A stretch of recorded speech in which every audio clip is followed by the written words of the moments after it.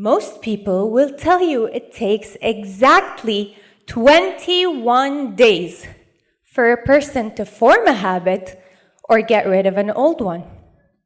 I do not exaggerate if I say that this 21-day theory is the most famous myth in the world of self-development.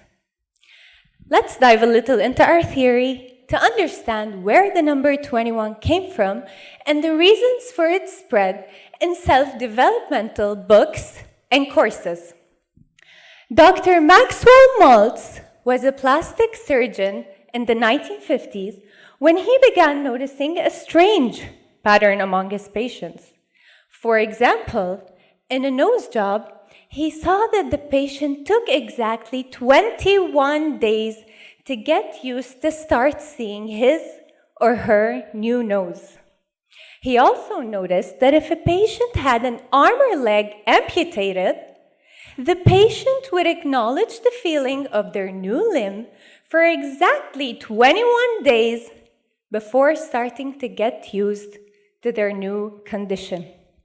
Maltz published his theory in a book that went very famous in that era and sold over 30 million copies. And here, the conflict started brewing. And it made sense why people were starting to believe his theory. And is there a reliable study that we can depend on? Answer is yes.